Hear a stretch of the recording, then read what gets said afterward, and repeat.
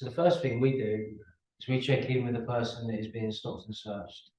And we make sure the person being stopped is happy to be filmed to document what's happening. So I've seen a few things happen in the street that have gone into kind of a monologue like that. When I've seen stuff happen, I will say to somebody, are you okay for me to film, or do you want me to film? And you'll find out very quickly if you see someone in the sharp end of it. If you say to somebody, do you want me to film exactly, they'll be like, you go, yeah, or like, no.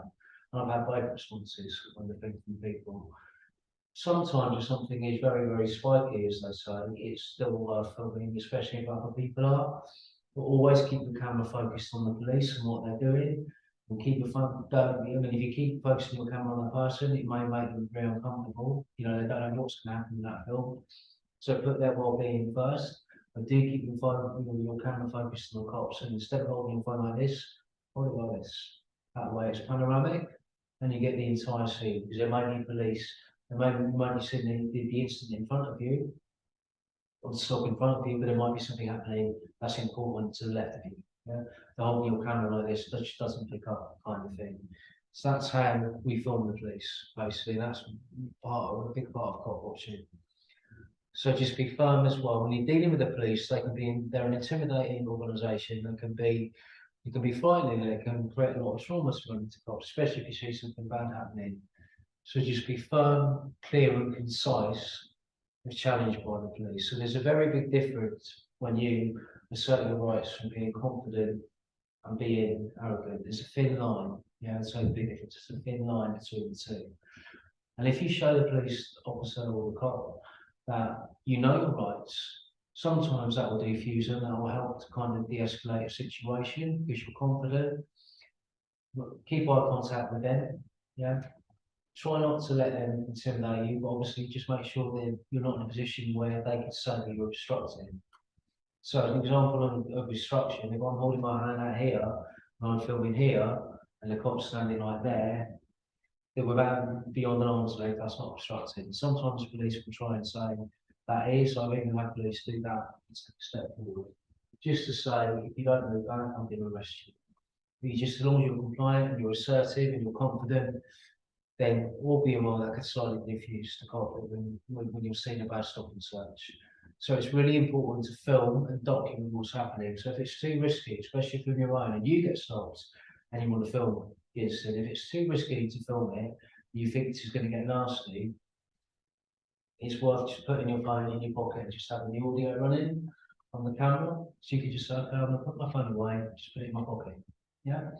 Or if you're witnessing something, just like legal observers do on demonstrations, if you've got a pen and paper and you're going out with some friends specifically to cop watch in your area and your community because you think the police are bad, it's worth just having a pen and paper with you as well. So if you can't film, then just jot down what's happening. Don't take it away. You see LOs do that all the time with demos, right?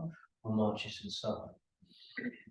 So just make sure as well that you also not only have that person safe, but it's safe for you to film and document the incident. And don't be afraid to ask passers-by for support as well. So especially if you're on your own and you get stopped and searched, I have no issue that was happening to me. I've not been stopped and searched for a while now, not for over a year. If that was happening to me, and I'm not happy all the time, being harassed by the police, can someone film this? Not everyone is always going to stop, and that's the difference between being just a bystander and being an ally. It's about just getting that person's attention just to say, could you help me? Do you know what I mean? And that's what hopefully you can walk away with from today's presentation, is knowing a little bit more about sort of asserting yourself in the street. Can you move on to the next slide? There's a few do's and don'ts. What you should do when it comes to cop watching is record names and badge numbers of officers and what station they are from. If they follow Go Wisely procedure, they should identify themselves. I've known police officers to do this, cover their collar number, the really nasty ones. They shouldn't be doing that. I've also asked police directly before, can I see the badge number, officer? What station are you from? And they don't say a word. They just ignore me. So the police, unfortunately, when you're bystanding, don't always care who you are, what you're trying to do. The bad ones are speaking. Sometimes I've seen them, and sometimes they do not cover their badge numbers up. But really, this is the do's and don'ts. So ideally, just find out where they're from, what their badge numbers are, what station they're from, and always check in, as we said already, the person's being stopped and searched. So their well-being is kind of what we put in first before anything. Do you know what I mean? And then just stay nearby and stay present, but don't obstruct the police. And what I mean by presence is kind of just staying focused and in the room, as it will. Because it's very easy when something happens and it kicks off to start going up and everybody else, and you see it start escalating. And I try to just keep my emotions pushed down this way. And it's not, I'm not saying that's an easy task. It takes a bit of sort of just practice and just thinking, okay. And that's why bystanding applies to other things as well as sort of police contact. Bystanding when you stop your friend getting in a fight. That's being a bystander or being an ally. That's like, guys, no trouble. What's the matter? Something like that. And it should hopefully go from up there down to there. I know that's not what's the case, but I get my needs, you know what I mean? That's what we're trying to do. And just staying present and just remembering if we start getting angry, we start swearing at the cops, we're more than likely either going to end up getting arrested ourselves or going to make things a lot worse for that person on the shop and it's about their well-being. And it's worth as well letting somebody know where you are. So if you go out copwatching with your friends or you see something, it's worth choosing messaging out like Signal or maybe any sort of app you may have, even WhatsApp on your phone, just to let people know where you are, kind of thing. So if you are caught up on something and you get arrested and so it's a stop and search, that is nasty. Someone gets nicked and you end up getting nicked as well. No one knows where you are. That's the worst thing. Whereas as long as you let some friends know or family know, at least people know where you are and they can then just check in with you and see if you're okay. That's what we do in our group. We have a chat set up. So if we see anything, we can just message people in that chat. We so has anyone nearby? This is happening, kind of thing. And at least everyone is in contact. Do you know what I mean? That gets me back to the point. Could you move on to the next slide? So we've gone over filming the police briefly.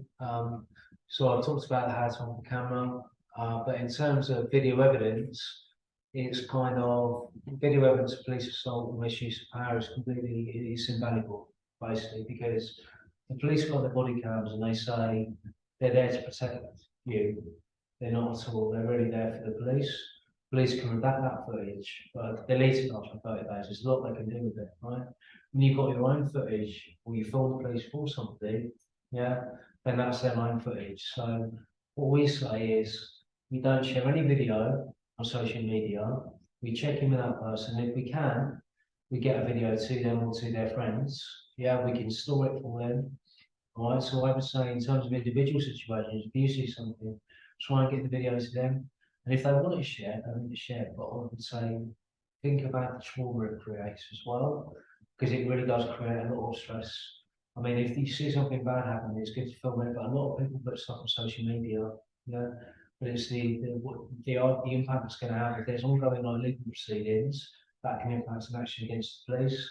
But more importantly, it can upset somebody's parents, you can upset a brother or sister or their partner or something like that. It's about, again, just putting that person's well-being before anything else. But that video is invaluable and it really is worth doing, guys. When you're out there on the street and you see it happening, do be that ally kind of thing. We can move on to the next slide again.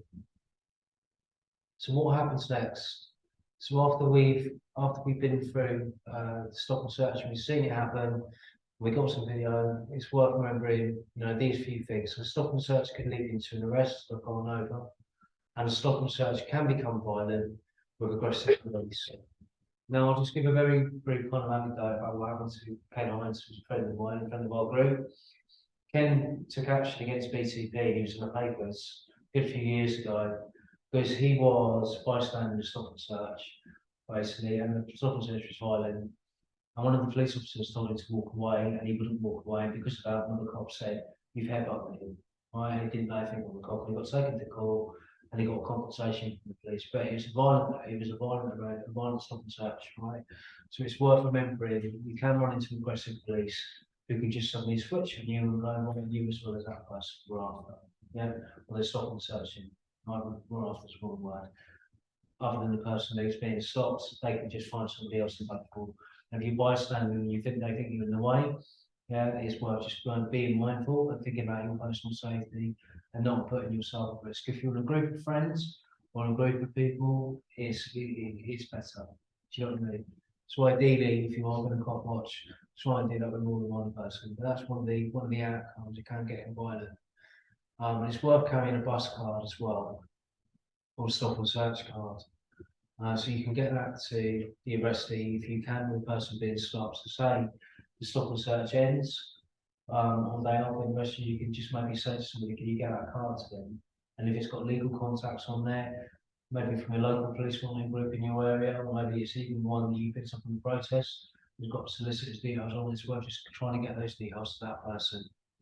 And again, if you can, just try and send the person your video, or you can just pass on, it says here pass on our details, but pass on any police monitoring group's details.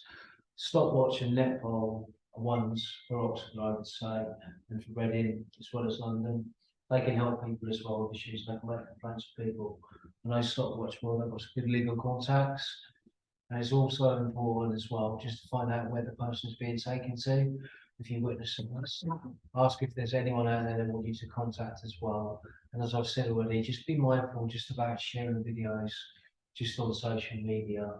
So it's worth trying to find out if you witness the arrest, where they're going. And you should be able to just walk up to a police officer and say, so I'm really concerned about that person's well-being. Can you just tell me where they're going? Or I want to, offer them some support. And I've done that before, just giving a file, just this is who I am, sort of police monitoring group. They may not always care, but sometimes that was something like, okay, people not grouping them up before, just giving a flyer, people get to their friends, or even just to an area said, they know who we are.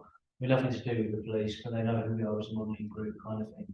And sometimes that helps. And if somebody knows there's somebody at the end, at the other end of the line, as it were, somebody they can contact, then it makes a lot of difference to them. If you're arrested and you feel that you're on your own, there's nothing worse than sitting in the cell for 12 hours going, what do I do? Whereas somebody's reached out and said, like, no, here's somebody for you to call and we can help them. Do you know what I mean? So Netpol and Stopwatch are probably the best ones. Do you move on to the next slide? I think it comes to the end. Yeah, I think that's the last one. Just for the last slide, de-escalation and escalation. Don't give the cops reason to arrest you. Try to avoid antagonising the police. Don't be afraid to challenge them. And do have a buddy with you if possible. And do try to find out what the power of the police are operating under. And as I've said several times now, always from the police.